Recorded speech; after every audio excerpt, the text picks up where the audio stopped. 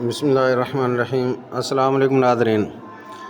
अज 6 October 2025 सुबह के तकरीबन 7:30 बजे ने तुहाडे सामने दरिया सतलुज के हवाले दे नाल अज दी ताज़ा तरीन अपडेट लैके हाजिर होए कि अज दरिया सतलुज की सूरत हाल है और मौसम के भी तुसीं वेखदे हो सगों फुल बदल ने और बारिश भी जिहड़ी है वो वसदी पई है।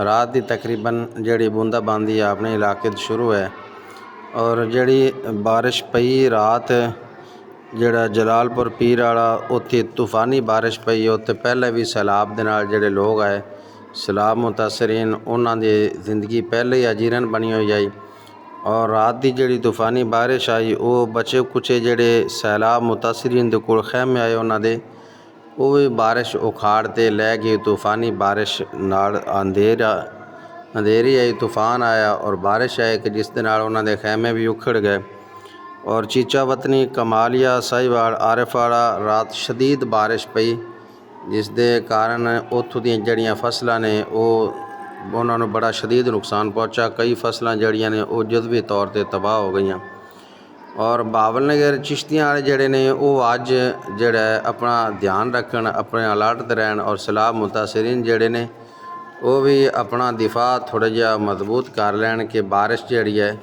उसका कोई पता नहीं कि कितनी बारिश पवेगी और कितनी नहीं, क्योंकि बड़ी जिहड़ा शदीद बारिश की पेशगोई की महकमा मौसमियात ने। और अज अगर पानी की गल करिए तो भाखड़ा डैम ते जिहड़ी पानी की आमद है वो 18,990 क्यूसैक है, जबकि जिहड़ा इखराज है जिहड़ा पानी अगे छड्डिया जा रही है दरिया सतलुज वो 40,964 क्यूसैक पानी है।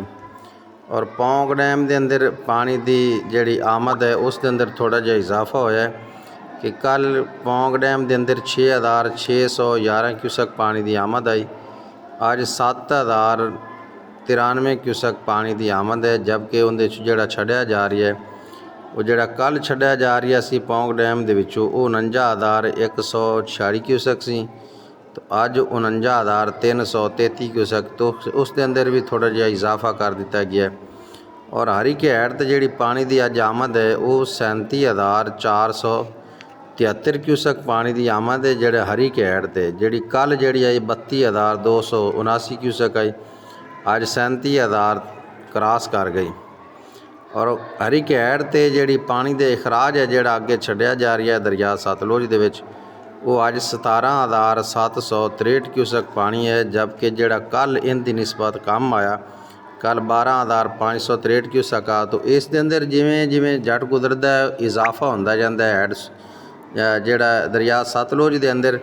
और गंडा सिंह वाला ते जिहड़ा अज दे पानी का इखराज है वो 14,970 क्यूसैक है, जबकि कल इनका इखराज जिहड़ा आया जिहड़ा गंडा सिंह तो पानी गुजर रही है वो 10,094 क्यूसैक आ। उनकी निस्बत अज तकरीबन 4,500 क्यूसैक पानी जिहड़ा है वो उनके अंदर होर इजाफा आया गंडा सिंह ते।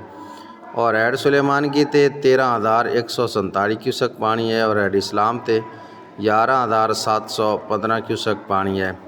तो ये अज दी पानी की जिहड़ी डिटेल है। अल्लाह ताला दी ज़ात खैर करे, दोबारा किसी भी आफत तो महफूज रखे और जिहड़े सैलाब मुतासरीन ने वो बारिश की वजह तो अपना अपना दिफा जरूर रखन। अल्लाह ताला साडा सारिਆਂ ਦਾ हामी नासिर होवे। फ़लस्तीन के मुसलमानों वास्ते ज़रूर दुआ करते रहना। अस्सलामु अलैकुम व रहमतुल्लाहि तआला व बरकातुहू।